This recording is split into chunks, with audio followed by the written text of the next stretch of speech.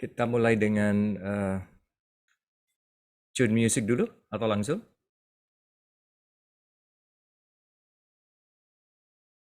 Baik, baik. Terima kasih.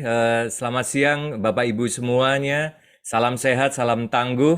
Kembali lagi kita bertemu dalam acara bincang-bincang. Kali ini mengambil topik vaksin anak sayangi keluarga. Ya, ini adalah topik yang saat ini sedang dibicarakan dan sangat menarik tentu saja. Hal ini berkaitan dengan pemerintah melalui Badan Pengawas Obat dan Makanan yang telah resmi memberikan izin penggunaan darurat atau emergency use authorizations untuk vaksin Sinovac untuk anak ya usia 6 sampai 11 tahun. Dan sebelumnya memang kita ketahui bahwa penggunaan vaksin Sinovac ini sudah dilakukan untuk anak-anak usia 12 sampai 17 tahun. Nah, vaksinasi bagi anak menjadi sesuatu yang tentu saja sangat penting saat ini. Salah satu alasannya adalah pembelajaran tatap muka atau PTM terbatas yang sudah dimulai.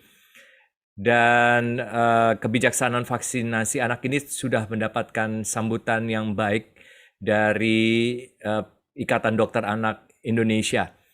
Nah, ini juga akan ada beberapa hal yang patut diperhatikan mengenai keselamatan dari anak ya, terutama di situasi pandemi COVID-19 ini.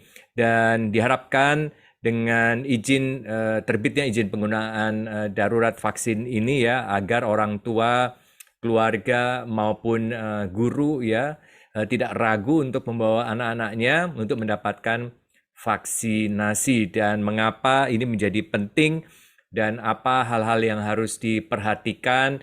Kita akan berbincang-bincang pada siang hari ini. Bersyukur yang sudah hadir. Terima kasih untuk kehadirannya. Pertama-tama saya mengucapkan terima kasih kepada Dr. Siti Nadia Tarmizi, juru bicara vaksinasi COVID-19 dari Kementerian Kesehatan. Apa kabar, Dok? Salam tangguh, salam sehat, Dok.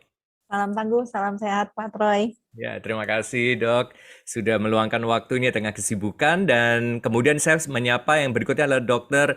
Piprim Bazara Yanuarso, Ketua Umum Pengurus Pusat Ikatan Dokter Anak Indonesia. Terima kasih Dr. Piprim untuk kehadirannya. Salam sehat. Apa kabar Dok? Baik, Alhamdulillah. Terima kasih Pak Troy sudah diundang. Terima Salam kasih. sehat. Ya, Dokter Piprim, kelihatannya segar banget ya, awet muda nih Dokter Piprim. Luar biasa. Dan berikutnya adalah Dokter Grace Sananta, seorang public figure, seorang dokter tentu saja ya, health and life motivator, dan beliau juga adalah seorang ibu dengan 2 anak yang pasti concern tentang vaksin ini. Apa kabar Dokter Grace? Terima kasih atas kehadirannya. Halo Pak Troy, kabar baik, puji syukur, dengan senang hati hadir di Ya. sini untuk Indonesia yang lebih sehat. Amin. Baik, terima kasih. Langsung saja, kawan-kawan, saya akan memberikan pertanyaan pertama kepada Dr. Nadia terlebih dahulu. Dokter, ini pengumpulan data anak-anak ya yang akan bisa memenuhi syarat untuk menerima vaksin. Ini kapan bisa direalisasikan ya? Tapi terlebih dahulu mungkin Dr. Nadia bisa cerita sedikit dulu ya tentang vaksin yang untuk anak-anak ini, Dok. Silakan, Dok. Ya, baik Pak Troy. Ya, pertama-tama tentunya ini kabar baik ya untuk anak-anak kita yang usia 6 sampai 11 tahun bahwa sudah ada vaksin yang sudah bisa kita berikan pada rentang usia ini. Dan ini tentunya merupakan juga kabar baik untuk seluruh orang tua ya Pak Troy ya. Bagaimana kemudian di masa pandemi ini vaksin pada anak-anak usia 6 sampai 11 tahun ini sudah bisa ada yang bisa digunakan. Nah, hanya saja memang kita dalam pelaksanaannya masih memerlukan beberapa persiapan-persiapan dan tentunya yang paling pasti adalah bagaimana sasaran-sasaran yang beresiko yang khususnya kemarin sudah kita tetapkan sebanyak 208 juta tadi mendapatkan vaksinasi. Nah, kalau kita lihat saat ini sudah 60% dari 208 juta itu mendapatkan vaksin dosis pertama dan sebanyak tentunya 38% itu mendapatkan vaksinasi dosis kedua ya. Artinya kalau kita lihat jumlahnya Pak Troy, jumlah yang mendapatkan vaksinasi dosis pertama ini sudah 125 juta orang, ataupun jumlah dosis pertama yang kita suntikan, dan 79 juta orang itu sudah mendapatkan vaksinasi dosis secara lengkap. Nah, PR kita ini yang lumayan ini, artinya lansia yang masih 9 juta atau baru 42% yang perlu harus segera kita vaksinasi. Di sisi lain, kita juga melihat bahwa kondisi penanganan pandemi COVID kita terus membaik, dan salah satu kuncinya adalah percepatan vaksinasi pada sasaran 208 juta sambil menyiapkan vaksinasi untuk rentang anak yang baru saja kemarin kita ketahui mendapatkan izin penggunaan daruratnya.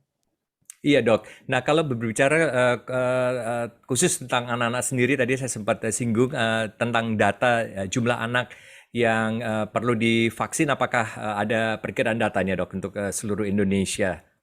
Iya, baik, dari data yang kita dapatkan sementara ya, karena kita juga masih melakukan validasi dengan Dukcapil maupun dengan BPS, jumlah anak rentang usia 6 sampai 11 tahun ini diperkirakan ada antara 25 juta sampai 26 juta, termasuk anak yang berada di sektor pendidikan formal maupun juga yang di non formal ya, artinya kita tahu bahwa mungkin masih ada anak yang mungkin tidak terdata melalui jenjang pendidikan.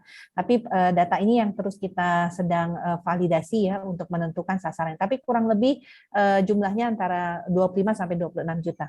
Pak Troy. Iya baik dok, cukup masif ya jumlahnya ini 25 sampai 28 juta. Artinya memang sosialisasi juga harus gencar kita lakukan seperti hari ini. Dok, banyak sekali yang bertanya nih dok, karena saya juga orang tua ya, tapi anak-anak saya kebetulan semuanya sudah usianya sudah cukup dewasa begitu ya. Nah tetapi anak-anak yang usia rentang 6 sampai 11 tahun ini bertanya kapan ya mulai bisa direalisasikan begitu dok? Iya, ini yang tentunya kita harap para orang tua bersabar ya. Kami sekali lagi sampaikan bahwa pembelajaran tatap muka itu tidak ada berkaitan dengan adanya cakupan vaksinasi pada anak. Yang harus juga kita kejar saat ini adalah bagaimana guru dan tenaga pendidik nih Pak Troy, karena ternyata guru dan tenaga pendidik itu baru sekitar 50-60% yang mendapatkan vaksinasi. Padahal ini juga merupakan prioritas kita sejak awal ya, bagaimana guru dan tenaga pendidik mendapatkan vaksinasi. Yang kedua, lansia tadi saya sampaikan. Lansia ini adalah kelompok yang paling rentan karena kita tahu lansia ini kan angka kesakitan dan kematiannya 5-6 kali ya, lebih tinggi dibandingkan populasi lainnya. Dan kita tahu varian Delta ini masih merupakan varian yang mendominasi. Dan kita tidak berharap khususnya untuk lansia kelompok rentan ini akan mengalami kondisi yang tentunya sangat rentan terhadap kesakitan dan kematian. Kita harus mempercepat vaksinasi pada lansia yang targetnya 21,5 juta ini, karena masih cukup banyak PR-nya, 60% harus kita kejar untuk vaksinasi dosis pertama. Dan ini kita harus segera mungkin selesaikan, kalau bisa sebelum akhir tahun ini, para lansia ini yang merupakan kelompok paling rentan sudah bisa mendapatkan vaksinasi. Nah, untuk anak-anak sambil kita tadi menyiapkan berbagai petunjuk teknis, kita juga harus memastikan ini, karena 26 juta sampai dengan 27 juta sasaran baru ini pasti kan membutuhkan tambahan dosis vaksin, Pak Troy, karena dosis yang ada yang saat ini kita miliki itu hanya cukup untuk 208 juta yang kemarin kita sudah alokasikan. Dan tentunya 208 juta ini harus mendapatkan vaksinasi dulu, karena mereka ini kan adalah kelompok-kelompok prioritas ya.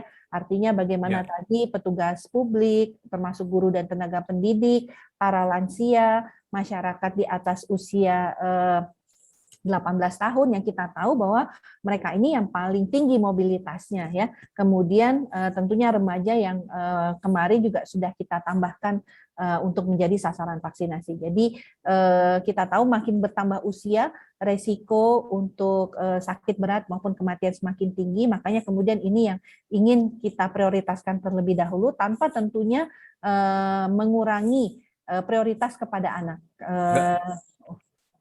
Baik dok, ya. Baik, jadi Bapak Ibu ya yang menyimak ya talk show ini penjelasan Dr. Nadia harap bersabar terlebih dahulu pasti apa namanya semuanya akan diatur dan tentunya tepat waktu ya Dok ya. Tetapi memang ada prioritas-prioritas yang harus dilakukan. Nah baik, Dokter saya akan kembali ke Dr. Nadia. Saya mau ke Dr. Piprim dulu. Dr. Piprim, bagaimana tanggapan Ikatan Dokter Anak Indonesia ya terhadap kebijakan vaksin untuk anak ini dan sekaligus Dok, ini juga banyak yang bertanya bagaimana sih syarat-syarat agar anak ini bisa divaksin. Silakan Dokter Piprim. Ya, terima kasih Pak Troy. Jadi kami dari Ikatan Dokter Anak Indonesia tentu saja menyambut baik ya akan keluarnya keputusan untuk apa namanya memperluas ya usia vaksinasi dari yang tadinya remaja 12 sampai 17 ya menjadi 6 sampai 11 tahun.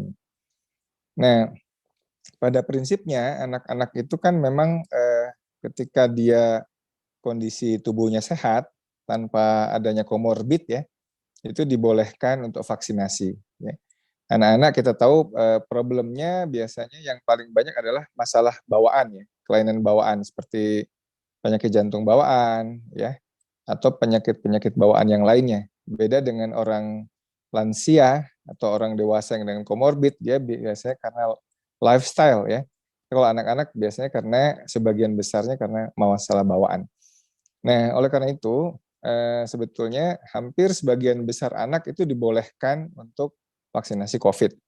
Kecuali ya beberapa kasus yang berat ya, seperti misalkan anak yang sedang infeksi berat, sedang demam akut ya, sedang dirawat karena pneumonia, misalkan sedang sakit kanker dengan pengobatan sitostatika dosis tinggi atau penyakit-penyakit yang mana terjadi penurunan imunitas ya seperti HIV berat atau imunodefisiensi berat ya. Namun pada anak-anak yang dengan masalah kronik asalkan dia terkontrol baik ya, seperti misalnya penyakit jantung bawaan yang terkontrol baik atau leukemia yang sudah terkontrol baik ya. Ini bisa kemudian konsultasi dengan dokter anak yang biasa merawatnya ya untuk mendapatkan surat keterangan layak vaksinasi. Jadi pada prinsipnya nggak banyak ya atau sedikit lah yang nggak boleh vaksinasi nanti ya. Itu hanya tertentu saja. Jadi saya juga di sini mengharapkan orang tua jangan khawatir ya, karena insya Allah vaksinasi COVID ini aman ya. Bahkan di beberapa studi itu efek sampingnya jauh lebih ringan daripada pada orang dewasa, pada anak-anak itu. Dengan efektivitasnya juga lebih tinggi daripada orang dewasa. Ya, saya kira itu. Oke. Oh, jadi efektivitasnya malah lebih tinggi ya Dok ya daripada orang dewasa. Tadi Dokter Piprim sudah menyampaikan ya Dok ya. Dan juga memang kalau ya orang tua ya Dok ya pasti mengkhawatirkan adanya efek samping. Ya, tetapi apakah udah dipertimbangkan Dok bisa bila mana ada efek samping apa yang harus dilakukan dan langkah-langkah apa yang harus dilakukan oleh orang tua Dokter Piprim? Ya, pada uji klinis yang sudah dilakukan ya fase 1, fase 2 itu efek samping yang terjadi biasanya memang lokal ya. Jadi seperti agak demam sedikit ya, nyeri di daerah suntikan ya. Kemudian juga ada sedikit yang demam ya, sekitar 4%, 5%. Jadi hampir 90% lebih itu nggak ada apa-apa. Oleh karena itu ya anaknya masih ceria-ceria aja, masih lari sana lari sini ya biasa. Sebetulnya anak-anak itu dia tahu bahasa tubuhnya. Jadi kalau dia oke-oke aja ya sumeng-sumeng dikit masih lincah berarti oke-oke kita nggak usah khawatir ya. Nah, kalau anak itu masalahnya serius biasanya dia diem nggak aktif ya. Nah jadi ini memang perlu juga observasi dari orang tua ya. Usahakan anaknya cukup istirahat ya. Jangan sampai terlalu letih ya. Sebelum atau sesudah vaksinasi anaknya olahraga atau apalah terlalu berat ya ini tentu saja bisa mengganggu kenyamanan dia pasca vaksinasi. Jadi usahakan banyak istirahat pasca vaksinasi ya biasanya sih habis itu oke-oke aja. Ya. Iya, iya, iya, betul. Baik, Dokter Piprim, nanti kita akan apa namanya bertanya lebih lanjut lagi. Saya akan ke Dokter Grace Hananta.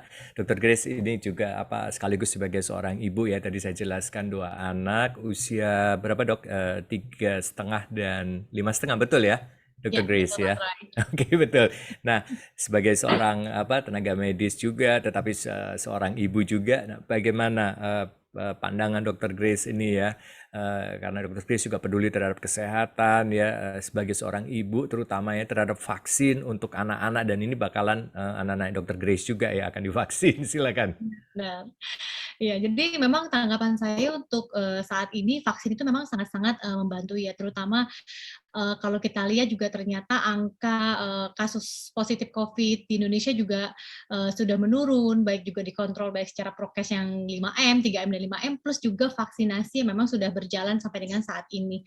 Jadi saya merasa untuk anak-anak memang untuk para orang tua yang sudah pastinya lebih memahami gitu ya kondisi pandemi saat ini, dipastikan untuk juga membawa anaknya untuk vaksinasi. Karena tadi satu nyawa anak nih sangat berharga loh. Bahkan walaupun anak saya masih belum masuk nih ya 5,5 tahun, tapi saya yakin tahun depan saya akan segera juga untuk bisa memastikan anak saya mendapatkan vaksinasi secepat mungkin gitu. Karena kita tahu nanti mau tatap muka nih Pak Troy, gitu ya. Hmm, Jadi ya, saya merasa anak-anak yang rentan terhadap infeksi itu kan anak-anak lebih rentan ya. Terus kemudian mereka juga kalau COVID cenderung OTG, orang tanpa gejala. Jadi hmm, kalau anak-anaknya sudah divaksin, mereka juga sehat, pastinya kan akan melindungi keluarga yang mungkin tinggalnya bareng-bareng sama kakek neneknya atau orang tua yang ada komorbid. Jadi saya rasa dengan adanya vaksinasi untuk 6 sampai dengan 11 tahun, persiapan sekolah tatap muka sih sangat-sangat ditunggu sih untuk para orang tua termasuk saya.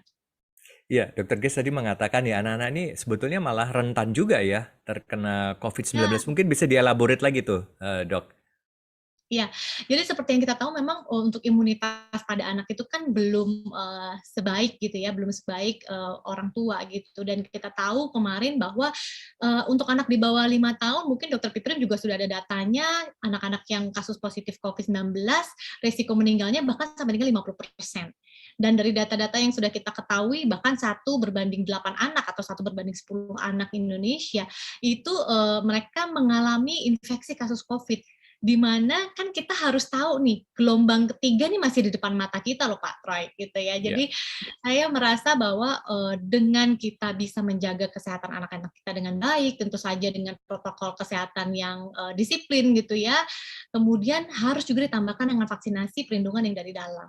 Supaya vaksin melindungi dari dalam, kemudian masker melindungi dari luar. Maka oleh karena itu kita akan sehat dan melewati pandemi ini dengan baik seperti itu Pak Troy. Baik, Dokter Grace, terima kasih. Saya akan kembali ke Dokter Grace. Dokter Piprim kan tadi Dokter Grace sempat menyinggung ya bahwa memang rentan juga ini ya anak-anak untuk terkena COVID-19. Serentan apa sih dok dan bagaimana data mungkin ada di apa IDAI ya dok ya tentang kasus-kasus COVID yang terjadi pada anak-anak dan bagaimana probabilitas kesembuhan dan mungkin malah ada fatalitasnya. Silakan dok. Ya, mungkin saya tambahkan sedikit atau saya koreksi sedikit ya. Yang publikasi tentang 40% kematian pada anak dengan COVID itu sebetulnya begini. Jadi dari ini setting rumah sakit ya. Setting Hmm. RSCM itu kan kasusnya berat-berat ya. Dari sekian ratus yang meninggal itu 40%-nya swab COVID-nya positif gitu. Ya, jadi bukan di populasi. Kalau di populasi, ya di populasi kematian anak itu 1, ya 1, sampai 2. Jadi nanti 40% itu setting di rumah sakit rujukan nasional. Jadi kira-kira misalnya begini, dari sekian tahun selama pandemi itu ada misalkan 400 anak yang meninggal, ya 40%-nya itu swabnya positif. Nah, yang positif itu pun ya di penelitian tadi di publikasi yang dikeluarkan oleh RSM tadi disebutkan bahwa itu may be related or coincidence. Jadi bisa terkait atau bisa coincidence gitu. Jadi bisa jadi memang dan pada faktanya yang meninggal itu memang minimal ada satu komorbid ya. Yang kalau komorbidnya makin banyak dia makin peluang dia meninggal cukup tinggi, misalkan pada anak kanker, ya, anak dengan gizi buruk dan seterusnya. Nah, tapi meskipun demikian, tadi juga Dokter Grace sudah katakan bahwa walaupun katakan 1% angka kematian pada anak, kita tidak ingin satupun nyawa anak kita itu wafat gitu ya. Apalagi kalau itu keluarga kita ya. Kalau keluarga kita, kalau anak kita itu nggak jadi 1%, itu jadi 100% ya kan buat orang yang kehilangan anak tadi. Nah, oleh karena itu anak ini ya kita nggak bisa pakai angka. Anak paling cuma 1% yang wafat, jangan kayak gitu. Kalau anak Anda atau cucu Anda bagaimana? Makanya kita tidak ingin ada korban yang berjatuhan gitu kan ya. Nah, di samping itu Pak Troy, yang penting tadi Dr. Grace tidak sebutkan ya, bahwa anak-anak ini sebetulnya selain tertular juga penular, ya, penular yang bisa jadi aktif ya. Dia sekolah tatap muka, dari sekolah dia bawa ke rumah, kemudian menularkan ke eyangnya, ke opungnya, ke tantenya yang diabetes misalkan. Ini kan jadi si pandemi ini nggak selesai-selesai. Oleh karena itu kalau dalam konteks memutus mata rantai pandemi, ya, maka anak-anak ini menjadi salah satu kelompok usia yang juga penting diperhatikan karena potensinya menjadi OTG, menjadi orang tanpa gejala. Saya kira itu juga hal penting yang perlu kita perhatikan. Ya. Iya dok, iya dalam kenyataannya kalau kita lihat ya di ruang-ruang publik maupun di ya mall kan sekarang kan anak-anak di 12 tahun dia di bawah 12 tahun kan boleh masuk di mall dan sebagainya, dan di taman kita lihat malah banyak anak-anak ini kan nggak pakai masker ya dok ya. Ya orang tuanya seakan-akan membiarkan saja, ya nggak apa-apa lah namanya anak-anak dan sebagainya. Ini pandangan ini bagaimana nih dok? Apakah memang anak itu kemungkinannya kecil untuk terkena COVID? Padahal tadi dokter sudah menyampaikan ya, ini COVID kan tidak mengenal usia ya, usia berapapun bisa terkena. Tetapi ini masih banyak nih dok di lapangan ya, kalau kita lihat nih orang tua menganggap nggak apa-apalah gitu ya, mereka tidak memakai masker gitu. Bagaimana ini dok? Biar saja mereka bermain dengan anak-anak yang lain tanpa perlu ada proteksi untuk protokol kesehatan nih dok. Ya, jadi kalau dalam ilmu tumbuh kembang anak ya, memang bermain itu adalah dunia anak-anak ya. Jadi anak bisa stres kalau kita kurung terus di rumah. Dia nggak kena COVID tapi depresi. Tetapi memang ini juga perlu diperhatikan oleh orang tua bagaimana tetap melindungi anak-anak. Makin kecil itu anak makin susah untuk diajari protokol kesehatan. Iya kan? Oleh karena itu sebetulnya ya memang perlu anak-anak itu divaksinasi ya. Nah, jadi kita kan harus melihat dari segala aspek ya, segala aspek ya. Memang tumbuh kembang anak itu juga ada faktor aktivitas fisiknya, ada sosialisasinya ya. Oleh karena itu kan memang IDAI sangat mendukung pembelajaran tatap muka, namun dengan syarat-syarat gitu ya. Misalnya sudah divaksinasi gitu kan. Jadi pembelajaran tatap muka itu, sosialisasi itu salah satu faktor penting dalam hidup anak supaya dia tumbuh kembang dengan normal. Namun di sisi lain kita tidak ingin anak itu juga kemudian menjadi korban atau menjadi penular. Dua-duanya ini nggak mau. Yeah. Jadi bagaimana solusinya? Ya kita mesti cari alternatif yang terbaik buat anak. Misalkan kalau terpaksa dibawa main keluar, ya mainnya outdoor. Kemudian juga jangan campur dengan yang lain. Mungkin bisa sepedaan dengan bapaknya, ya kan? Tetap pakai masker, upayakan diusahakan anak itu diajari pakai masker. Saya kira kalau dibiasakan dari kecil, banyak pasien-pasien saya itu umur-umur setahun, 1,5 tahun itu udah pinter pakai maskernya. Saya bilang kok pinter betul anak ibu pakai masker gitu. Iya dok, ini soalnya saya ajarkan kalau kamu mau keluar rumah ya harus pakai masker gitu kan. Dan anak itu bisa nurut dengan orang tuanya. Jadi win-win solutionnya kita tetap bisa ngajari anak itu protokol kesehatan ya. Tapi kemudian juga pada saat di luar utamakan outdoor dan jangan keluar rumah kalau nggak perlu banget ya. Tapi juga jangan keterlaluan. Ada yang orang tua juga anaknya dikurung terus di rumah, jadi stres, depresi anaknya. Orang tuanya juga depresi karena ketakutan melulu ya. Jadi saya kira wajar-wajar saja. Nah ini saya kira peran vaksinasi yang memberi salah satunya memberi jaminan rasa aman. Karena dari survei yang dilakukan oleh IDAI, itu proporsi orang tua yang setuju anaknya melakukan pembelajaran tatap muka dan yang takut anaknya PTM itu 50-50, hampir sama. Jadi masih seimbang antara orang tua yang takut dan orang tua yang merelakan anaknya PTM gitu. Ya, Ya, jadi terima ya kasih. memang orang tua masih ada was-was juga di sisi yang lain, tapi di sisi yang berbeda juga memberikan kesempatan untuk anak untuk kembali ke sekolah. Tetapi ada bagian yang lain di mana mungkin mereka orang tua ada yang tidak terlalu risau atau peduli ya dok ya terhadap protokol kesehatan ini. Padahal tadi sudah disampaikan bahwa bukan hanya anak itu bisa terkena, tetapi bisa membawa juga carrier juga ke rumah, terutama untuk mereka yang lanjut usia dan maupun yang ada komorbid, dan ini berbahaya ya dok ya. Karena kan kalau sama anak kan biasanya kan pasti orang kan merasa aduh gemes gitu kan ya, anak-anak juga pasti sehat. Baik, jadi sudah terjawab dengan baik oleh Dr. Pipri maupun tadi Dr. Grace juga sudah menjelaskan. Teman-teman media yang mengikuti langsung boleh bertanya ya, lewat Zoom ini ya tentu saja, tetapi mohon melalui chat dan kemudian ditujukan kepada siapa pertanyaannya nanti akan kami sampaikan, kami teruskan. Jadi lewat chat saja. Nah, saya akan ke Dr.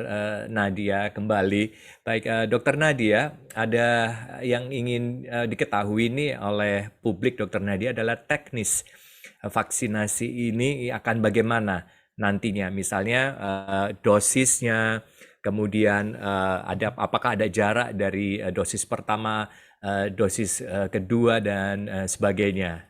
Dokter, silakan.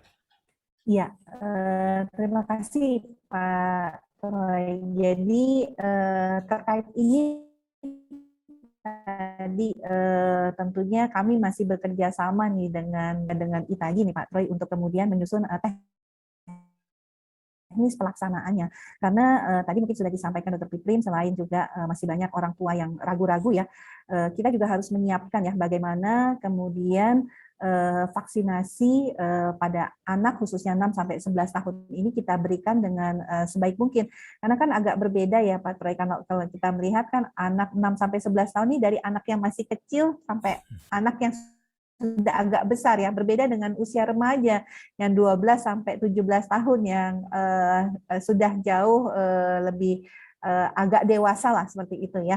Nah tentunya ini ada beberapa kondisi yang harus kita lihat. Pertama, bagaimana kita bisa memberikan vaksinasi ini sebaik mungkin, bagaimana menangani misalnya efek sampingnya, karena biasanya anak umur segini tidak tahu apakah dia sakit, pusing, demam ya, dia cenderung akan masih lari-lari, masih main-main gitu, sehingga perlu orang tuanya yang bisa lebih aware ya dengan kondisi efek samping tersebut. Nah, yang kedua adalah kita tadi mungkin nanti Dr. Piprim bisa juga melakukan kondisi-kondisi seperti apa anak yang bisa mendapatkan vaksinasi. Jadi kita tahu anak-anak itu ada yang mereka memiliki penyakit bawaan ya, Pak Troy ya, misalnya, atau mereka dalam kondisi misalnya sedang sakit asma atau sebagainya. Ini yang artinya harus betul-betul screeningnya, kemudian kondisi anak dengan kelainan bawaan seperti penyakit jantung atau yang punya sakit leukemia, itu anak-anak kan banyak yang menderita sakit leukemia juga. Ini kapan mereka harus mendapatkan vaksin? Karena sebenarnya anak-anak dengan kondisi tersebut itu sebenarnya mereka adalah yang seharusnya mendapatkan perlindungan terlebih dahulu karena resiko mereka jauh lebih besar daripada anak yang sehat ya. Tapi kondisi-kondisi tersebut tentunya yang harus kita persiapkan, dan tadi menjawab Pak Troy, apakah rentang waktu dosis seperti apa yang tadi Dr. Pipin sampaikan bahwa karena ini adalah vaksin Sinovac ya, jadi pasti rentang waktunya 2 kali penyuntikan. Dan kalau kita lihat sama seperti pada dewasa yaitu 28 hari. Nah, mengenai dosis tampaknya IDAI ini merekomendasikan dosis yang sama ya Dr. Pipinnya dengan dosis dewasa. Jadi ini yang kita siapkan, artinya kalau 2 kali dosisnya sama dengan dewasa, sasarannya 26 juta, berarti kita minimal perlu vaksin 50 juta nih Pak Troy, yang harus kita upayakan untuk bisa menambah stok vaksin kita saat ini.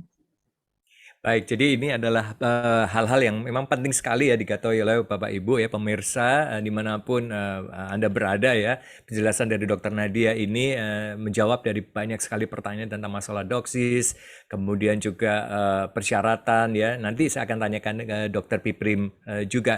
Namun mungkin Dokter Nadia boleh dibantu menjelaskan secara administratif sekarang kepada pihak orang tuanya ya tentang prosedur ya untuk mengikuti vaksinasi anak ini bagaimana Dok? Ya, jadi yang pasti bahwa kita tahu vaksinasi ini kita menggunakan sistem vaksinasi satu data, di mana untuk pencatatan pelaporannya kita membutuhkan nomor induk kependudukan. Nah, jadi para orang tua nih, mumpung ya kita belum memulai proses vaksinasi, saat ini dicek kembali udah pada tahu nggak ya nomor NIK anaknya masing-masing yang berusia 6 sampai 11 tahun tadi. Nah, kalau belum tahu nomor NIK-nya, sebenarnya nomor NIK anak itu ada di kartu keluarga masing-masing. Jadi tinggal membawa kartu keluarga dan sebenarnya sekolah pun juga sudah mendata hal ini, Pak Troy. Jadi untuk para orang tua sambil menyiapkan pelaksanaan vaksinasi, kita berharap untuk bisa kemudian memastikan nomor NIK daripada anak kita. Kalau belum ada, silakan datang ke kecamatan atau kelurahan setempat, tempat tinggal kita, untuk menanyakan nomor induk kependudukan dari anak kita. Karena itu nanti akan merupakan proses identitas pada saat kita akan memulai vaksinasi dengan menyatakan identitas anak kita melalui penggunaan nomor induk kependudukan tadi. Nah, untuk pelaksanaan vaksinasinya sendiri, kalau kita melihat apa yang sekarang ini sudah kita lakukan, kemungkinan besar untuk anak-anak sekolah, karena 6 sampai 11 tahun ini ada di bangku sekolah SD ya Pak Troy ya, ini kita akan lakukan vaksinasi dengan bekerja sama dengan sekolah masing-masing. Jadi kita tahu imunisasi bulan imunisasi anak sekolah itu kan sudah sering kita lakukan setiap tahunnya, dan itu bekerja sama dengan para tentunya sekolah-sekolah. Jadi kita nanti akan menggunakan mekanisme ini. Dan kemarin juga kami mendengar dari IDAI dan ITAGI sendiri, sebenarnya kalau misalnya vaksinasi itu dilakukan di sekolah, biasanya anak-anak itu lebih berani karena bisa lihat, oh teman saya aja nggak nangis kalau disuntik begitu ya, ya kan Dr. Gracia. Jadi mungkin akan lebih termotivasi dibandingkan kalau kemudian dia harus datang ke puskesmas atau ke rumah sakit seperti itu. Jadi ini salah satunya untuk tempat, mungkin kita kerjasama sama sekolah-sekolah, juga untuk anak-anak penyandang disabilitas, ini juga kita akan bekerja sama baik dengan sekolah luar biasa maupun dengan komunitasnya. Sementara untuk anak-anak yang mungkin tidak berada di bangku sekolah, kita kerjasama dengan dinas sosial ya, untuk misalnya anak jalanan dan sebagainya. Jadi ini proses-proses ini yang kita lakukan untuk bagaimana akses vaksinasi pada usia 6 sampai 11 tahun ini betul-betul bisa kita lakukan sebaik mungkin.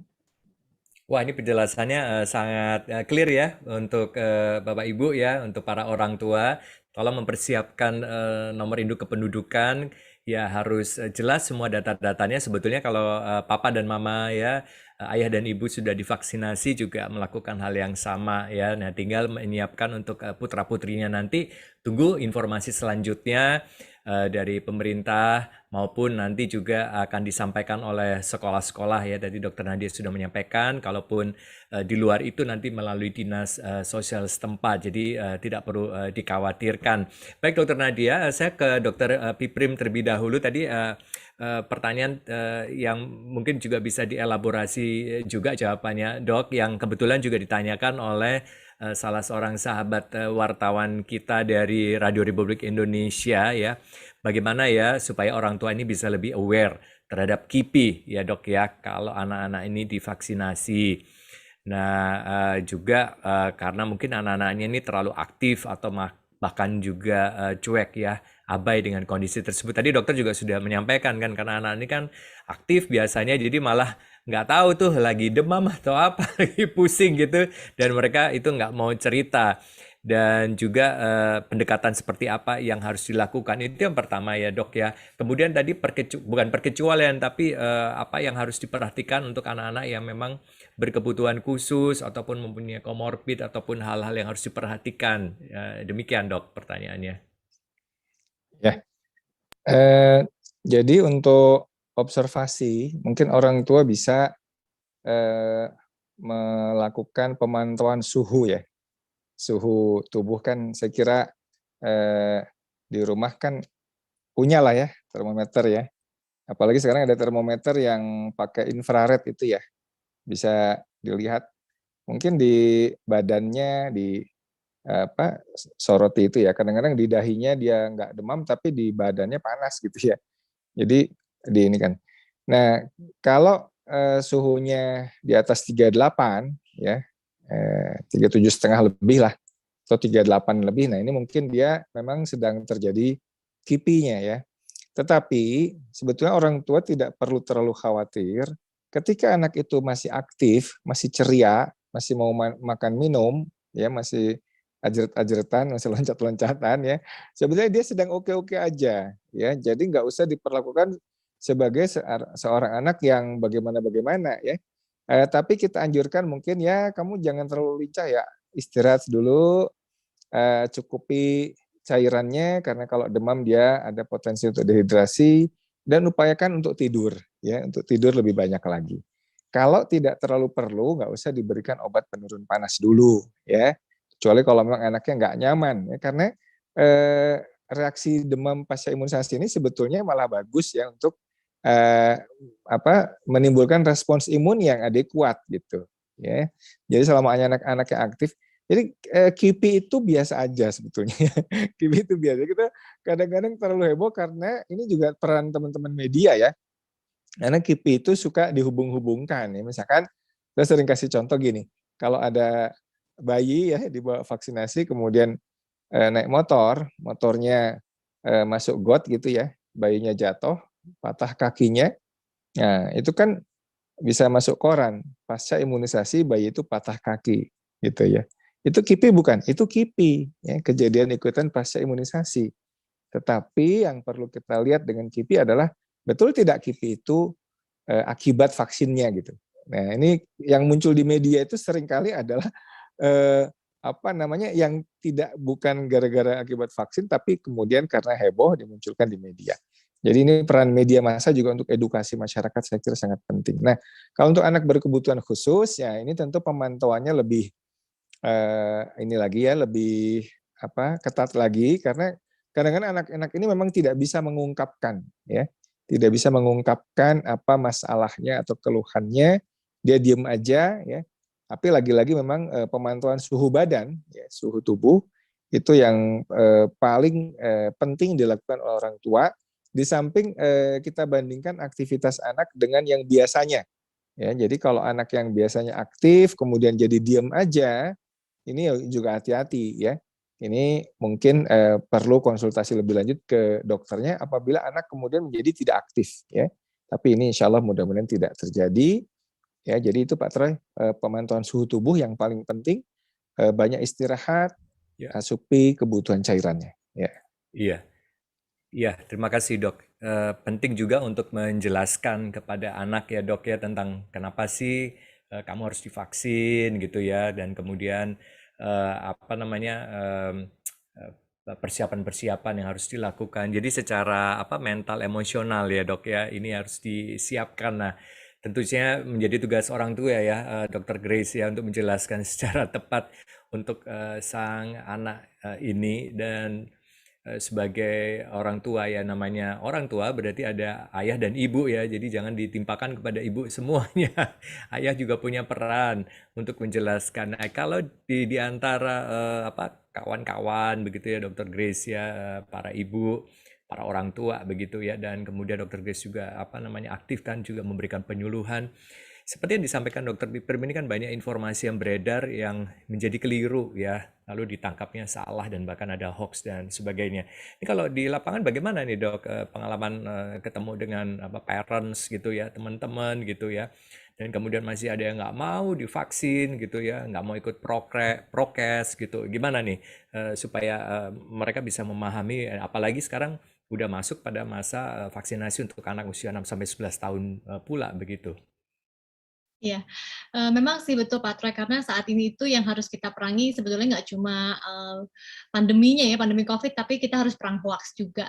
Jadi oleh karena itu saya memang, sudah bersemangat dan punya, tanggung jawab juga gitu ya sebagai tenaga medis, untuk juga akhirnya, bisa, selalu menyemangati, mengingatkan gitu rekan-rekan saya semua untuk anak-anak itu adalah, calon-calon, masa depan lah ya, anak-anak kita gitu ya, dan supaya mereka bisa bertahan selama pandemi ini pastinya kan kesehatan mereka itu nomor satu gitu. Nah, tadi saya setuju sekali seperti yang tadi Dokter Piprim juga sudah katakan bahwa pasien-pasien yang berusia 1,5 tahun, 2 tahun itu juga sudah pinter pakai masker. Itu memang terjadi nih di anak-anak saya nih Pak Troy. Jadi di anak-anak saya itu tuh dari awal pandemi gitu ya, anak saya masih usia 2 tahun gitu ya, yang paling kecil itu sudah saya edukasi bahwa di luar sana nih ada pandemi virus gitu ya. Jadi kalau kita ada virus, kita harus pakai masker supaya kita itu tetap sehat. Dengan kita terus mengulangi, dengan kita juga mencontohkan gitu ya, akhirnya anak-anak saya jadi lebih aware gitu. Kalau misalnya kita kan sudah mulai pandemi udah hampir 2 tahun gitu, kayaknya kalau dulu keluar pintu rumah itu bener-bener masker itu udah langsung dipakai gitu ya. Kalau sekarang kan oke lah ke parkiran dulu lah, nanti di dalam mobil baru pakai masker atau sebagainya gitu kita bawa. Jadi mereka tuh sudah lebih aware, sudah masuk ke dalam pikiran mereka gitu ya bahwa mami, daddy gitu ya, ayo pakai masker because outside there is virus gitu. Saya juga sampai kaget, sampai anak saya yang kecil-kecil itu juga ayo pakai masker gitu, jangan lupa. Bahkan sampai saya ajak ke mall saja gitu karena kita edukasi bahwa oh sekarang anak-anak nggak bisa ke mall dulu karena memang virusnya lagi tinggi gitu ya. Jadi kita kalau keluar harus pakai double masker gitu. Sampai anak saya tuh dua-duanya sampai sekarang kalau mau diajak masuk mall, terutama yang besar dia bilang, tapi kan anak kecil belum boleh masuk mall gitu. Kalau keluar double masker mami gitu. Jadi saya merasa bahwa oh ternyata peran orang tua nih kita kalau menyampaikannya itu juga dengan benar, kemudian mencontohkan, kemudian diulangi dengan pengertian bukan sebetulnya ya bukan kadang-kadang kan takutin ya. Kalau nggak pakai masker nanti nggak dapat permen. Lah itu kan nggak nyambung tuh ceritanya edukasinya gitu. Kalau sekarang benar-benar kita harus pakai masker karena itu melindungi kita. Jadi anak-anak kita tuh paham fungsinya apa sih pakai masker. Jadi pada saat lagi main sama saudaranya, sama sepupu-sepupunya, sama teman-temannya gitu kan ngumpul juga nih. Kalau kita juga di rumah terus kan kasihan ya Dokter Piprim ya, mereka juga bisa stres gitu ya, bisa depresi. Akhirnya mereka itu pada saat kumpul sama anak-anak dan lain-lainnya pun juga tetap pakai masker dan mengingatkan juga ke teman-teman lainnya gitu. Kalau misalnya ditanya teman-teman saya aware banget nggak tentang kesehatan? Wah aware banget sih terutama, tapi ada aja sih yang maksudnya kayaknya udahlah pandemi mah udah biasa aja lah, udah bersahabat aja lah, nggak usah terlalu bersih-bersih atau terlalu yang disiplin banget nanti malah jadi kena virus. Katanya kan gitu ya, kalau terlalu bersih kan jadi kena virus. Orang tuh kan ngomongnya gitu. Jadi kita tuh tetap kayak punya peran gitu untuk ngingetin lah bahwa kalau misalnya memang harus pakai masker, harus terus pakai masker. Dimulai dari anak-anak kita, nanti nular ke teman-temannya. Kita juga saya punya tanggung jawab juga gitu ya kepada masyarakat harus memberitahukan sesuatu yang benar juga, menenangkan bukan menakut-nakuti gitu. Jadi dan itu saya rasa bukan hanya peran tenaga medis tapi peran dari media-media nih, rekan-rekan media juga, peran dari kita semua supaya setidaknya pandemi ini itu harus diatasi secara tenang dan juga harus secara aman dan kita pastikan vaksin juga aman dan halal, kemudian masker juga sudah sekarang gampang banget diperoleh. Jadi saya rasa dengan itu semua sih kita bisa melewati ini semua dengan baik sih Pak Troy. Amin. Ya, terima kasih. Ya, Dokter Kris. Jadi memang perlu kerja bersama ya semua pihak dan kemudian jangan lelah-lelah untuk menyampaikan juga terutama kepada orang tua ya.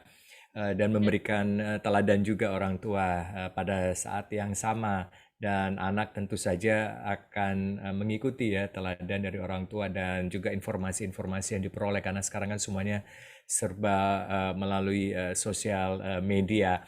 Nah baik Dr. Grace, Dr. Piprim, Dr. Nadia, kita masuk kepada putaran terakhir dari bincang-bincang kita. Karena memang tadi memang yang saya tanyakan adalah hal-hal utama yang sebetulnya yang ingin diketahui oleh masyarakat. Ya, saya akan ke Dr. Grace dulu, kemudian Dr. Piprim dan Dr. Nadia. Ya, Dr. Grace, bagaimana pesan yang bisa disampaikan ya sebagai seorang orang tua, dan kemudian tadi juga dokter juga menyampaikan bahwa waduh ini di luar ini banyak juga teman-teman yang menganggap bahwa udah biasa-biasa aja gitu ya, dan mulai kendor nih ya terhadap prokesnya, dan terutama supaya nggak ragu-ragu nih bisa memvaksinkan mau vaksin ya dirinya sendiri, kan masih rupanya masih banyak yang belum divaksin nih, dan juga lansia ya tadi, dan juga nantinya untuk anak-anak ya, vaksin anak-anak bila nanti sudah berlaku, bagaimana mungkin bisa disampaikan, Dok? Oke, dan ini untuk rekan-rekan semua, para orang tua. Jadi memang ini bukan hanya peran ibu-ibu saja ya, tapi juga para ayah-ayah yang hebat juga. Jadi untuk rekan-rekan semua, ayo kita jaga kesehatan kita, terutama dengan melindungi diri, kita pastinya akan melindungi keluarga kita. Dengan kita nanti juga mempersiapkan anak kita untuk vaksin, berarti kita juga semakin memperkuat perlindungan mereka, tidak hanya dengan masker atau cuci tangan, jaga jarak, prokes yang kita lakukan sampai sekarang, tapi juga kita tambahkan perlindungan yang luar biasa, yaitu dari imunitas dari dalam dengan vaksin. Vaksin itu aman dan halal dan sudah teruji klinis dengan baik, keamanannya juga. Jadi pastikan untuk menjaga kesehatan anak-anak, karena mereka itu pastinya buah hati kita, jantung hati kita, yang kalau misalnya sakit saja itu pasti akan mengganggu pikiran kita dan hati kita. Jadi untuk itu ayo kita sama-sama melindungi, dan pastikan mereka juga diberikan gizi yang seimbang, karena pastinya imunitas, bahkan vaksin pun tidak bisa 100% melindungi. Yang bisa membantu menyempurnakan adalah juga sistem imunitas yang dibangun dari gizi yang baik. Jadi orang tua semua, ayo semangat, kita didik anak-anak kita secara hebat, menggunakan prokes, dan juga mau berani untuk mendapatkan vaksin untuk masa depan yang lebih baik dan sehat. Terima kasih Dr. Grace ya, apalagi kita ingin ke depan nanti Indonesia tahun 2022 bisa kembali lagi perputaran aktivitas, walaupun tidak seperti di masa sebelum pandemi, tetapi paling tidak kita udah mulai terbiasa hidup berdampingan dengan COVID ya, melalui prokes dan vaksin ya. Terima kasih Dr. Grace. Dr. Piprim. Ya, Dokter Piprim, bagaimana Dok bisa memberikan himbauan ataupun mungkin ada hal-hal yang ingin disampaikan, terutama kepada orang tua dan kepada masyarakat adanya vaksin untuk anak ini, Dok, dan juga bagaimana nih supaya ya semuanya ya termasuk komponen masyarakat bisa tetap waspada terhadap COVID-19 ini, Dok.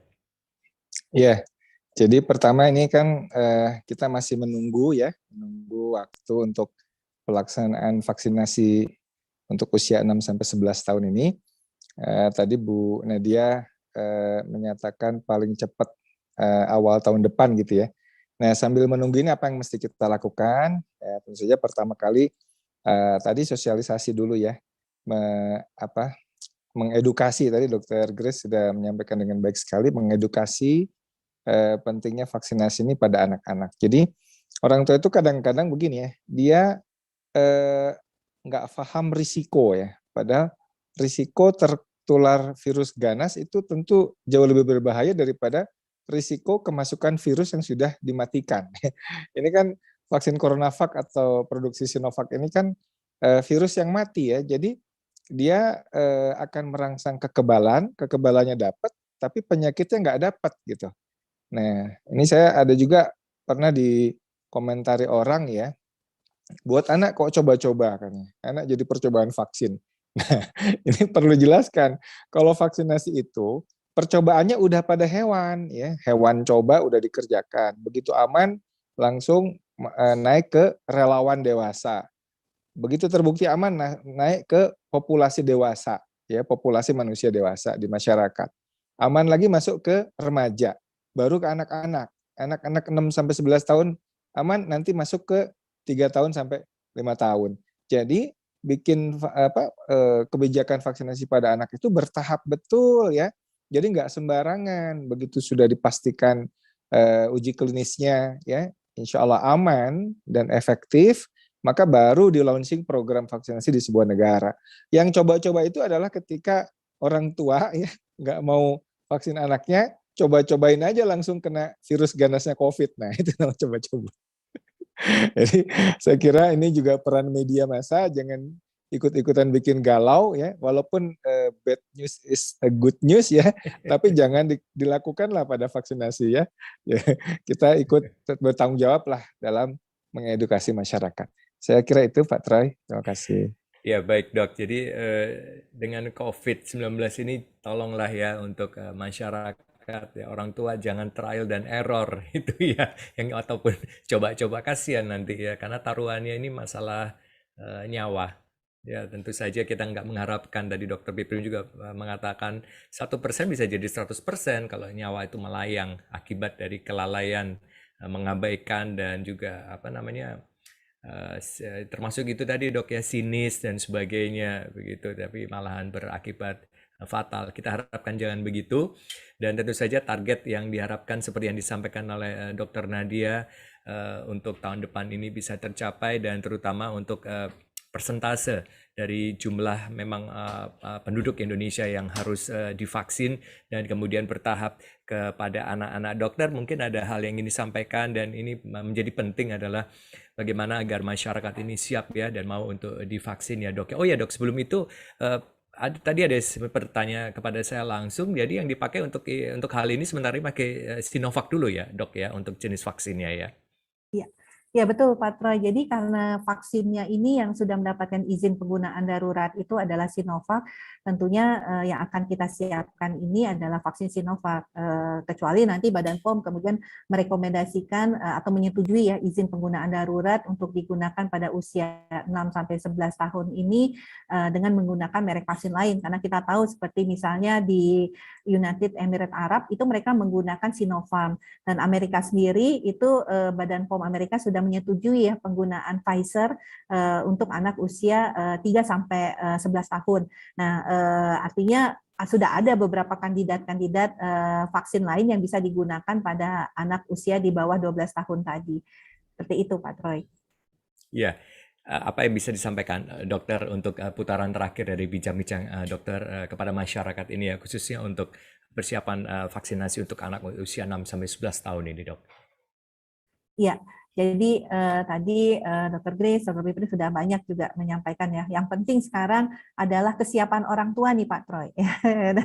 Jadi tadi Dr. Grace saya sampaikan penting nih orang tua yakin bahwa vaksin ini akan memberikan perlindungan kepada anak kita. Jadi kami menghimbau orang tua tidak perlu ragu lagi, dan dengan terbitnya izin penggunaan darurat ini juga merupakan suatu tambahan proteksi untuk anak-anak kita, sehingga kita berharap nanti kalau sudah mulai program vaksinasi pada anak usia 6-11 tahun ini, nggak perlu ragu-ragu, dan yang paling penting, jangan tunggu-tunggu vaksin lain atau pilih-pilih merek vaksin lain. Jadi kalau sekarang vaksin Sinovac yang sudah dapat izin penggunaan darurat, mari kita berikan vaksin Sinovac ini kepada anak kita. Dan tentunya ini juga merupakan bagian kita bersama, bukan hanya memberikan proteksi kepada anak kita, tapi merupakan bagian perjuangan kita bersama untuk kemudian mengeluarkan Indonesia ini dari situasi pandemi COVID-19 ini. Ya, baik Dok, terima kasih banyak Dok. Jadi juga kami ingatkan ya, kemarin bahkan juga ada hoax yang muncul dan dilaporkan bagaimana anak-anak itu terkena stroke ya, tapi di negara yang lain ya setelah divaksin, dan itu betul-betul berita bohong, hoax yang luar biasa. Jadi memang baik Bapak Ibu ya semua anggota masyarakat, jangan sampai kemudian kita terhasut ya ataupun mengikuti berita-berita yang tidak benar tersebut dan bahkan ikut menyebarkan. Semua informasi bisa diperoleh di laman-laman resmi seperti di covid19.go.id maupun informasi dari teman-teman media. Kita semua juga mengetahui teman-teman media juga bergotong royong untuk menyampaikan informasi-informasi yang benar ya, yang bukan hoax. Kekhawatiran itu timbul karena terlalu banyak juga ya membaca, mendengar, melihat informasi yang membuat malah jadi khawatir ya, terutama dari para orang tua. Jangan khawatir, dan kalau misalnya ada yang tidak jelas, boleh ditanyakan kepada dokter, apa istilahnya, dokter keluarga ya, Dokter Piprim ya, ataupun dokter yang biasa menangani kesehatan keluarga maupun anak-anak Anda. Pasti akan dijawab dengan baik tentunya. Baik, terima kasih untuk perbincangan kita pada hari ini. Terima kasih Dokter Nadia untuk waktu yang diberikan. Terima kasih banyak dok. Juga untuk Dokter Piprim. Terima kasih Dokter Piprim dan Dokter Grace juga seorang penggiat untuk bidang vaksin juga dan juga mewakili orang tua juga. Terima kasih banyak para dokter. Terima Terima kasih. kasih Pak Troy. Terima kasih Pak Troy. Dr. Ya, Grace. terima kasih sama-sama. Terima Ya, kasih. Terima kasih. Media, Dr. Grace, Pak Troy, terima kasih. Terima kasih. Ya. Baik, dengan demikian berakhir sudah bincang-bincang kita pada hari ini. Semoga Bapak Ibu bisa mengambil manfaat dari apa yang kami sampaikan pada siang hari ini. Pada hari ini juga mohon juga bisa diviralkan juga ya, disampaikan kepada orang tua yang lainnya juga. Dan selalu kami ingatkan, tetap patuhilah protokol kesehatan, jangan lalai, jangan pernah lelah. Jangan juga putus asa untuk terus berjuang, ya sama-sama kita berjuang menghadapi pandemi COVID-19 ini. Tetaplah memakai masker secara benar ya dan baik di dalam berkegiatan, dan kalau perlu memakai double masker ya, masker kesehatan yang pertama, kemudian memakai masker kain, dan juga hati-hati dengan sekitar Bapak Ibu di mana Anda tinggal. Kalau memang wilayahnya itu wilayah pandemik tinggi, tentu saja perlu kehati-hatian, dan jangan lupa selalu jaga jarak ya, jangan berkerumun, kemudian juga menghindari juga ya kerumunan, serta sedapat mungkin untuk mengurangi mobilitas. Dan kebersihan tangan ini menjadi penting sekali. Cuci tangan dengan air mengalir, pakai sabun. Ya, Bapak Ibu jaga kesehatan fisik, tetapi juga tadi para dokter di sini ya mengingatkan jaga juga kesehatan mental kita bersama di tengah-tengah pandemik ini. Indonesia tangguh, Indonesia tumbuh adalah harapan kita untuk Indonesia yang lebih baik lagi. Salam sehat, salam tangguh. Terima kasih sekali lagi, Dr. Piprim, Dr. Nadia, Dr. Grace.